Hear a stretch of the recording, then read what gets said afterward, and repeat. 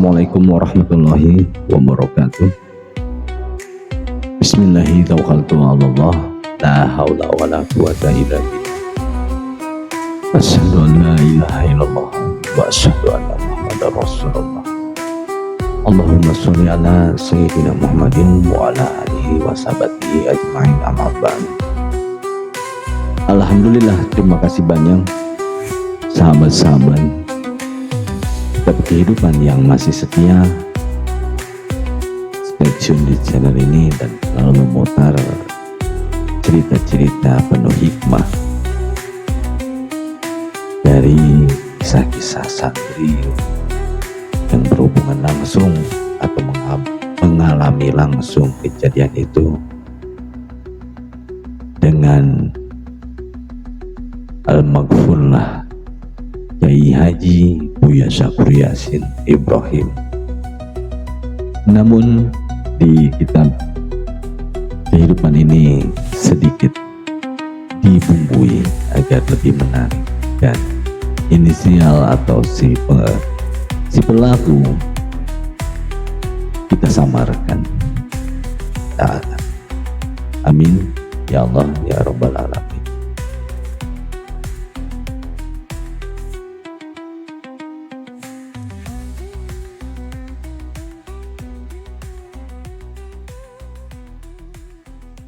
Murid yang kurang ajar.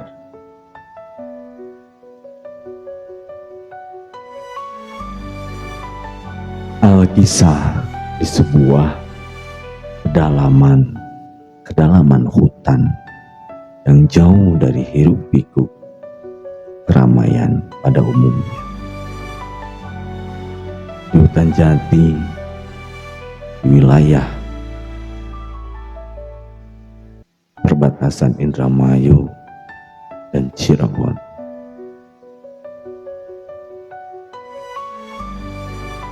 Hiduplah seorang ulama besar bernama Buya Syakur. Ia dikenal dengan kesabaran dan kebijaksanaannya yang luas.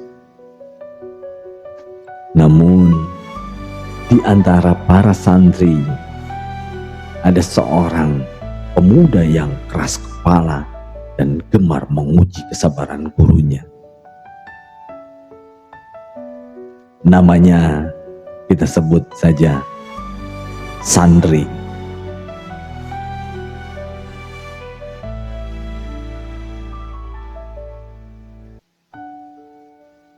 Sandri bukan santri biasa. Dia cerdas, tetapi juga jahil, bahil. Di dalam hatinya ia penasaran, selalu saja menguji kapasitas seorang guru, sebatas mana layakkah dia menjadi gurunya, layakkah Buya ini menjadi seorang mursyidnya. Karena si santri ini memang penuh dengan kekecewaan, dengan penuh kekecewaan dan ketidakpercayaan. Setiap berguru selalu mendapatkan guru-guru yang menurut beliau tidak layak untuk menjadi seorang guru ataupun seorang mursyid. Namun si santri ini memang jatuh cinta dengan Kiai Buya Syakur Yasin Ibrahim ini dengan kesabarannya dan kebijaksanaannya. Akhirnya singkat cerita si santri berguru pada beliau, dan suatu hari santri memasak sesuatu yang mustahil untuk dimakan.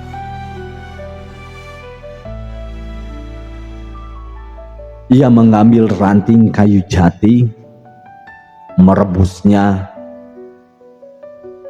mengolahnya lama-lama, lalu menambahkan berbagai bumbu masakan, seolah-olah itu adalah hidangan istimewa.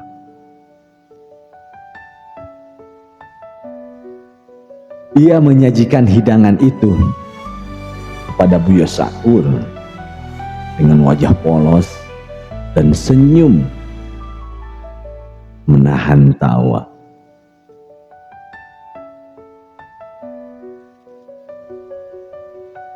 Buya Sakur hanya menatap hidangan itu sebentar, lalu tersenyum. Tanpa ragu, ia mengambil sesendok ranting jati itu dan mulai mengunyahnya. Para murid lain yang melihat kejadian itu terkejut, sementara santri hanya menunggu reaksi Buya. Bahkan santri ini ditegur oleh murid yang lain. "Santri,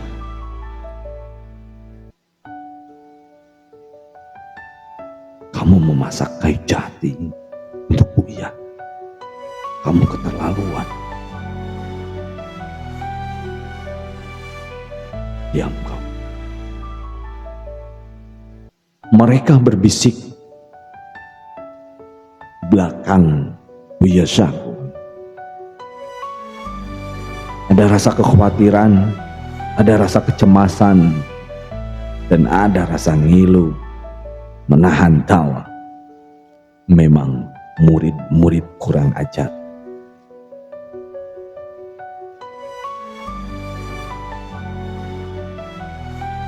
Namun sebaliknya, Buya Sakur tetap menikmati makanan itu dengan tenang, seolah-olah ia sedang makan hidangan terbaik di dunia.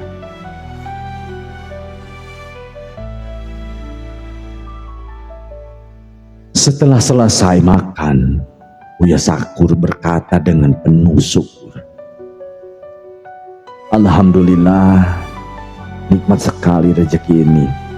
Terima kasih banyak ya Allah. Tidak ada makanan yang buruk jika kita menerimanya dengan rasa syukur. Terima kasih banyak, Sandri. Engkau sudah memberiku makanan terbaik yang pernah aku nikmati selama ini. Aku memutari dunia ini, baru kali ini aku menikmati makanan selezat ini. Engkau luar biasa."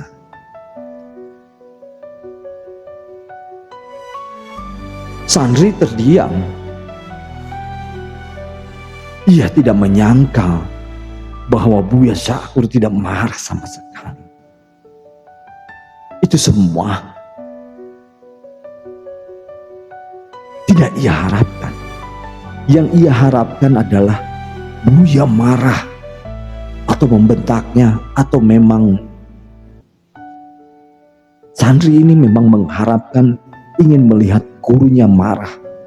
Selama bertahun-tahun santri tidak pernah melihat gurunya marah, karena memang tidak ada kejadian atau memang mengerjai gurunya yang berlebihan. Kali ini memang santri berlebihan dan berharap ingin melihat gurunya marah. Gurunya malah bersyukur atas kejahilannya. Dalam hatinya, ia mulai merasa malu dan menyesali perbuatannya.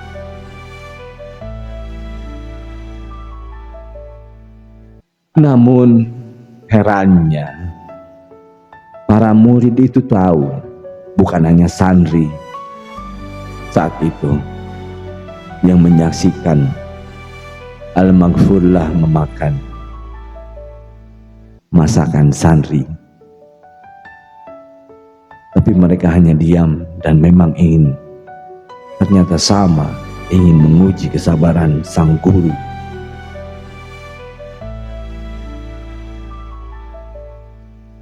Namun kejadian aneh terjadi malam itu.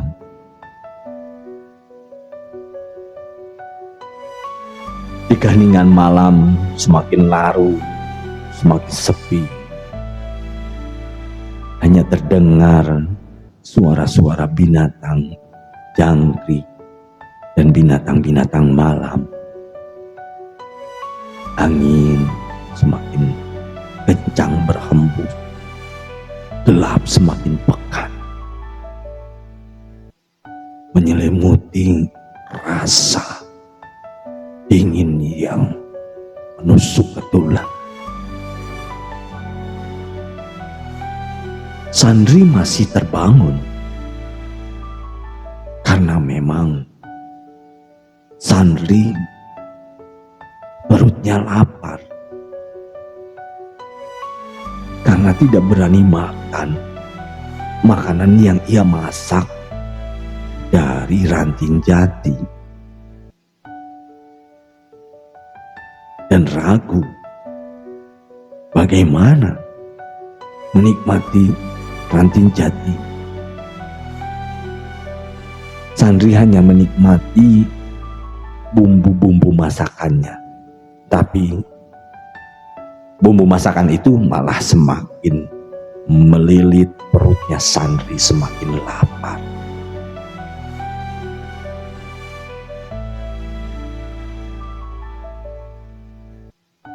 Dan Sandri terkejut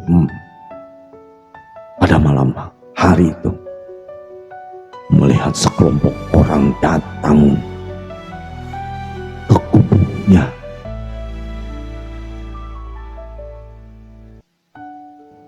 Mereka membawa berbagai macam makanan lezat, dari mulai nasi, sate kambing, buah-buahan segar, hingga kue-kuean yang mewah. Mereka mengetuk pintu Sandri dan meletakkan semua makanan itu di hadapannya. Loh, kok makanan ini disimpan di gubuk saya? Kenapa nggak dihantarkan saja ke gubuk Buya?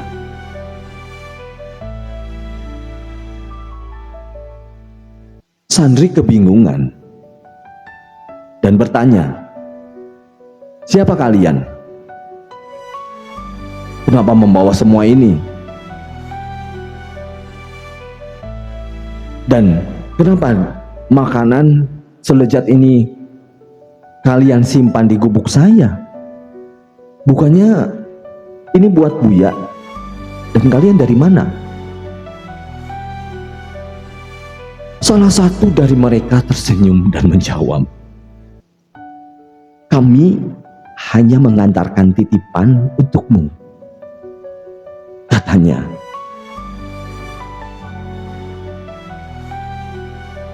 "Semua yang kamu inginkan, kami harus bawakan malam ini."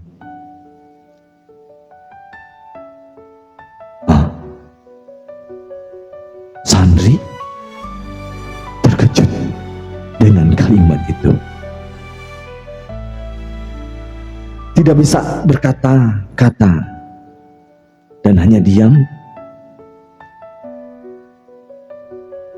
Mereka pun pergi tanpa menjelaskan lebih lanjut.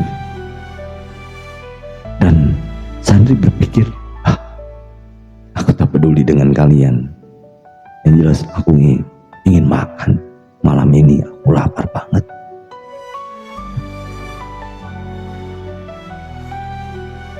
Akhirnya Sandri mengambil makanan itu dengan wajah penuh tanda tanya, tapi serba salah.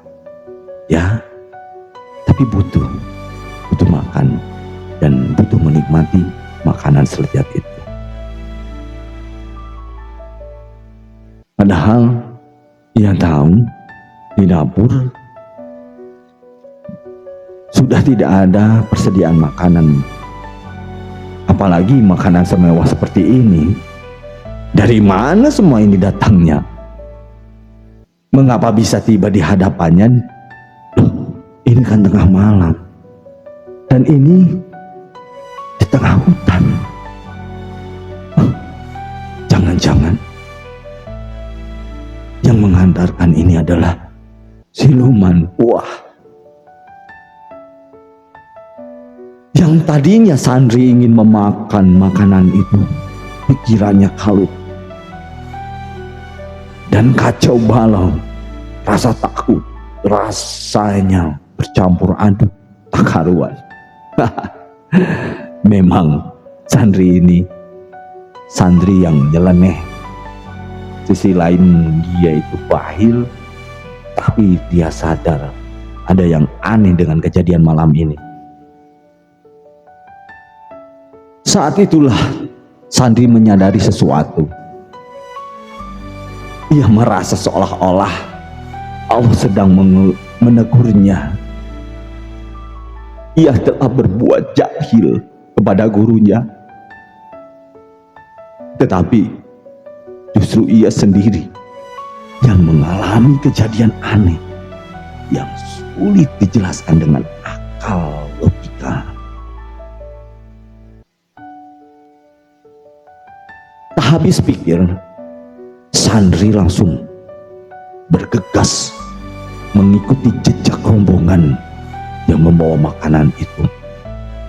Namun anehnya, hanya beberapa menit saja sang pembawa makanan itu tak terlihat saking gelapnya. Bahkan suara pun nyaris tak terdengar.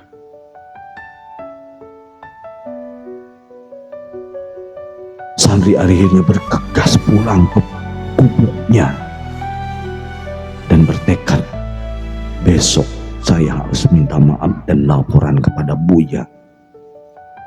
Dan saya lebih baik tidak makan, karena ini sebetulnya adalah ujian Tuhan bagiku.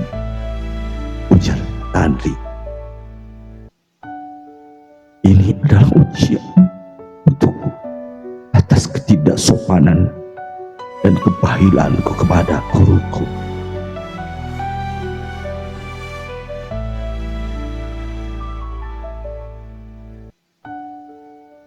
Pagi harinya, dengan hati penuh sesal, Sandri mendatangi Buya Sakuri dan bersujud di hadapan gurunya.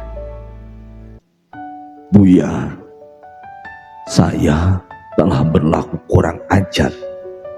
Saya menguji kesabaran Buya.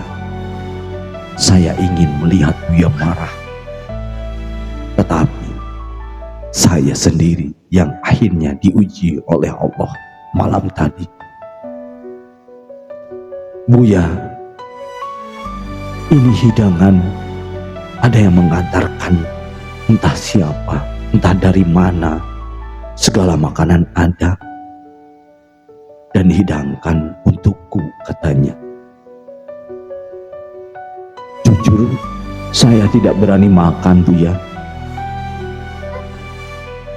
Makanya makanan ini saya bawakan dan mohon maaf, kemarin itu saya masak masakan yang saya masak dari ranting jati, Buya. Mohon maaf, Buya. Buya Sakuri tersenyum dan mengangkat Sandri. Sandri, kesabaran itu bukan untuk dipamerkan, tetapi untuk dijalani, nak. Jika kau ingin mengerti hikmah, maka jangan menguji orang lain, tetapi ujilah dirimu sendiri. Sejak hari itu, Sandri berubah. Ia bukan lagi santri jahil bahil yang suka menguji gurunya, melainkan santri yang patuh, taat, panut atas apa yang diperintah, apa yang disuruh oleh sang guru. dan semakin taat dan berusaha memahami makna rasa syukur dan kesabaran yang sejati.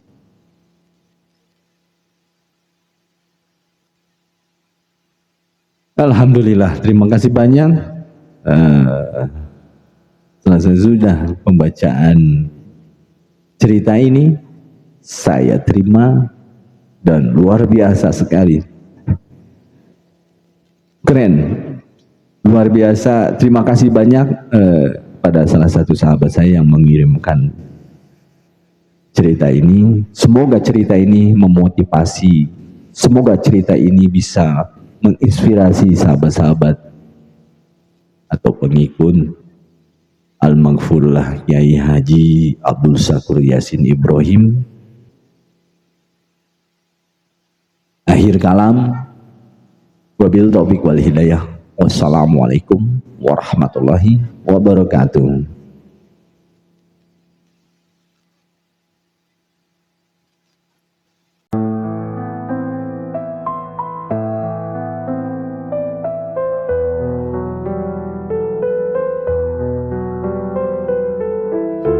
Jatuh cinta kepadamu, inilah keputusanku yang terakhir untuk aku sampaikan kepadamu. Setelah aku mengerti bahwa cinta bisa terjadi, sekalipun hanya dengan tatapan sepihak. Engkau selalu menatapku, tapi aku tidak pernah menatapmu.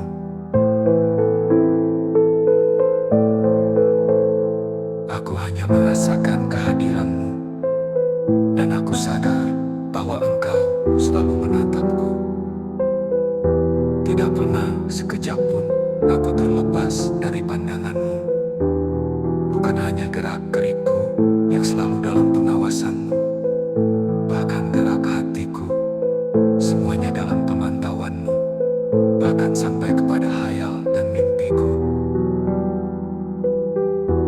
selalu dalam kontrol dan monitor. Untuk itu,